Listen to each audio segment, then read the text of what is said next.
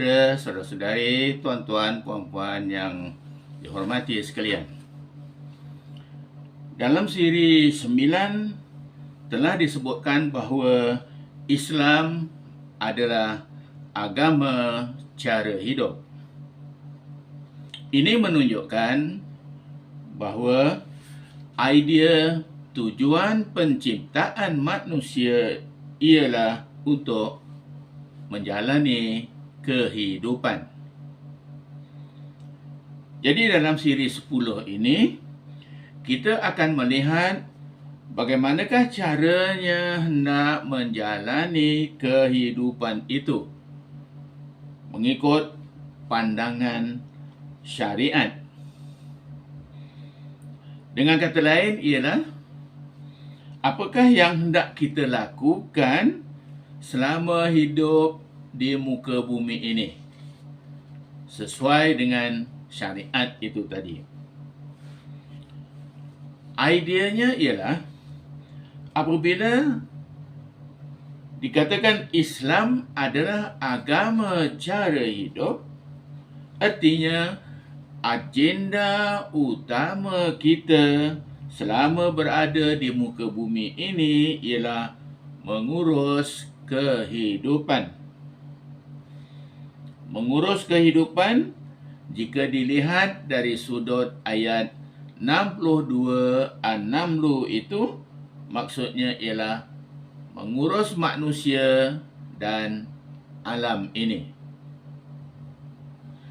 Kehidupan dalam bahasa Arab artinya ialah syariat. Jadi apabila sebut menjaga kehidupan itu, artinya ialah menjaga syariat. Jadi dalam siri 10 ini, kita hendak melihat fakta-fakta tentang syariat itu.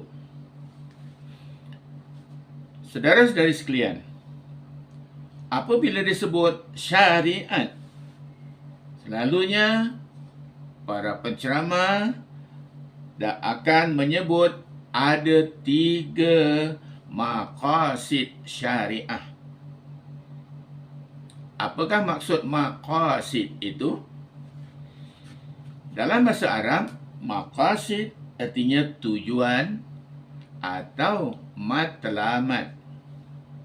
Jadi, apabila disebut maqasid syariat itu, artinya ialah apakah yang hendak dicapai oleh syariat.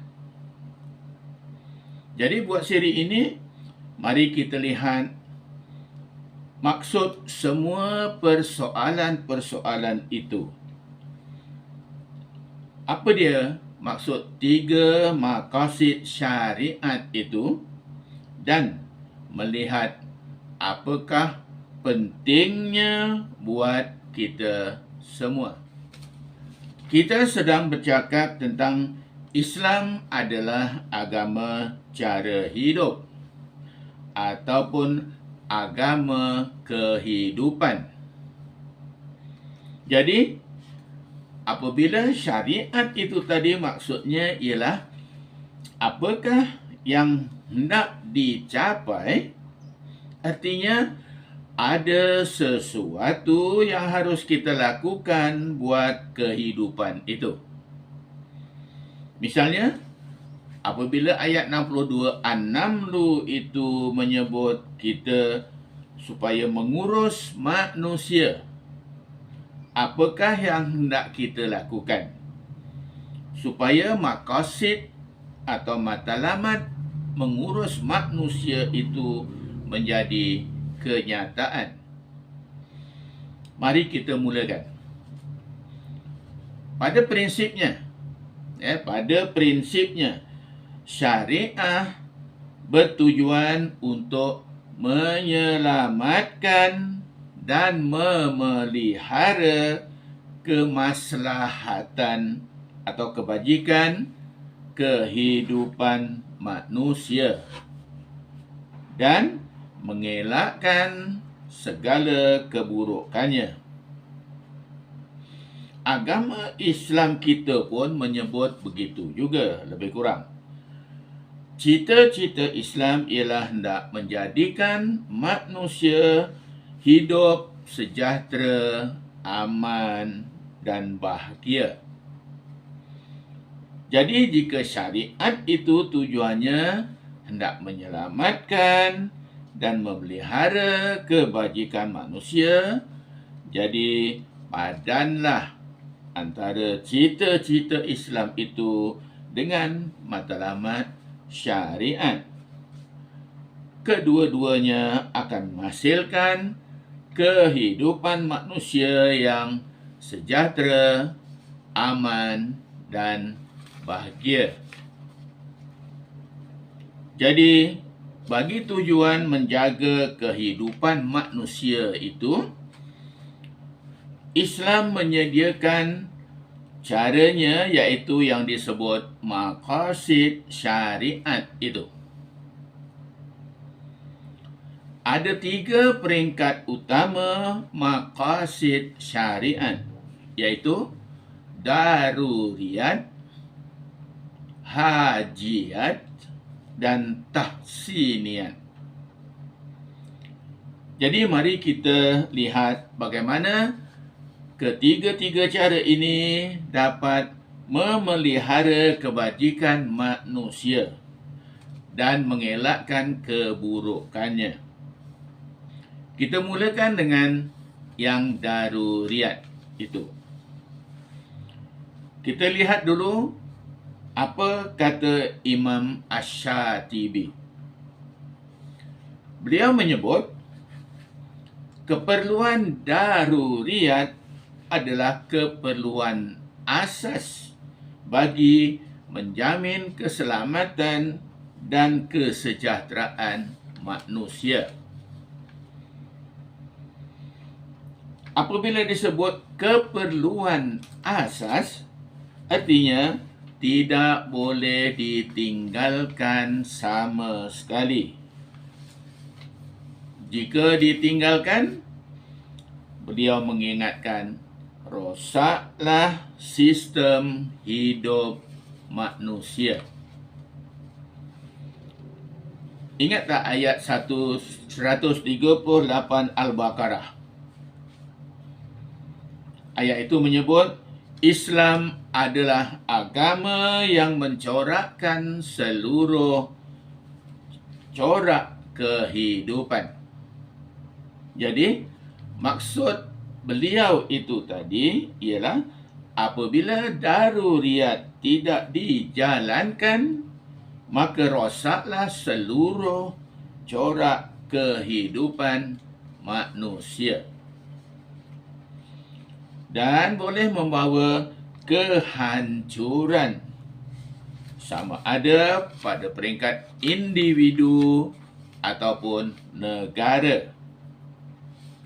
Apakah maksudnya? Sebagai matlamat yang teras, maksudnya jika tidak dilakukan yang daruriyat itu akan menyebabkan kehidupan manusia akan rosak, tidak sejahtera, tidak sempurna. Akan berlaku kehidupan yang pincang, tidak seperti yang dicita-citakan oleh Islam. Asy-Syatibi tadi ada juga menyebut maqasid yang daruriyat ini sebagai keperluan asas bagi menjamin dan kesejahteraan manusia di dunia dan akhirat. Mengapa disebut akhirat? Maksudnya, orang-orang yang melaksanakan daruriyat itu tadi akan mendapat keselamatan dan kesejahteraan di akhirat. Tetapi orang-orang yang tidak melaksanakannya akan tidak selamat dan tidak sejahtera di akhirat. Faham ya? Jadi dapat difahami bahawa melaksanakan maqasid daruriyat itu adalah hukumnya wajib. Tidak boleh ditinggalkan sama sekali. Jika ditinggalkan, akibatnya itulah tadi. Sebab jika tidak dilakukan, kehidupan manusia akan rosak, tidak sejahtera, tidak sempurna. Jadi bagi memastikan manusia tetap kekal sebagai makhluk yang paling mulia di sisi Allah, matlamat yang daruriyat itu mestilah dijadikan prinsip hidup bagi setiap orang, iaitu kita semua. Dikatakan kita semua kerana setiap orang mampu melakukannya. Sebab setiap orang Allah telah anugerahkan dengan kelebihan dan kekuatan pada bentuk kejadian tubuh. Mengikut ayat 69 Al-A'raf. Apakah dia prinsip itu?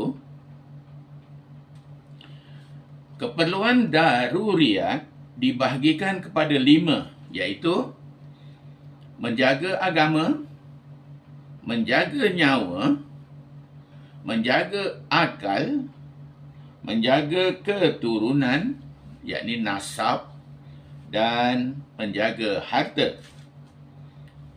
Kita tengok penjelasannya secara sekali lalu. Yang pertama, menjaga agama itu bermaksud manusia diperintahkan supaya beriman, mengamalkan akidah yang betul, supaya hidup akan menjadi lebih teratur dan sempurna. Caranya ialah dengan melaksanakan ajaran Islam dalam semua aspek kehidupan. Dikatakan semua aspek itu kerana ayat 138 Al-Baqarah tadi menyebut Islam adalah agama yang mencorakkan seluruh corak kehidupan Islam. Jadi maksudnya, sebagai khalifah harus menerima bahawa menjaga agama, menjaga nyawa, menjaga akal dan menjaga keturunan itu tadi adalah perintah Islam yang paling asas dalam kehidupan seharian kita. Jadi apa yang disebut oleh ayat 62 An-Naml tentang mengurus manusia dan menguasai bumi itu ajaran Islam yang wajib dipatuhi, dijadikan corak kehidupan yang paling asas. Kemudian menjaga nyawa. Memelihara nyawa merupakan prinsip yang sangat penting bagi memastikan kelangsungan kehidupan manusia dan makhluk keseluruhannya. Menjaga nyawa mencakupi juga menjaga jasmaninya atau tubuh badan kita. Kerana jasmani adalah rumah bagi nyawa. Jika jasmani dan rohani dijaga, maka selamatlah nyawa, selamatlah kehidupan manusia, selamatlah agama.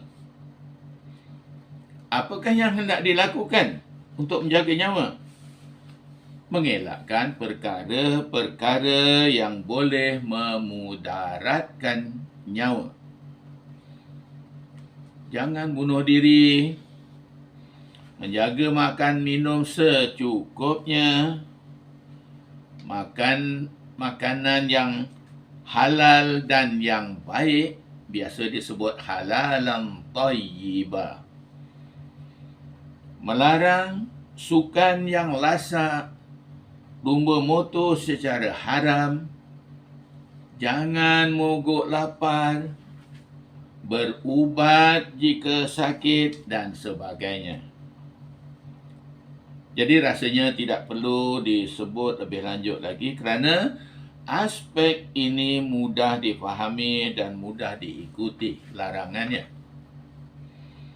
Pendek kata, menjaga nyawa bertujuan untuk menjaga agama itu sendiri. Kemudian menjaga akal.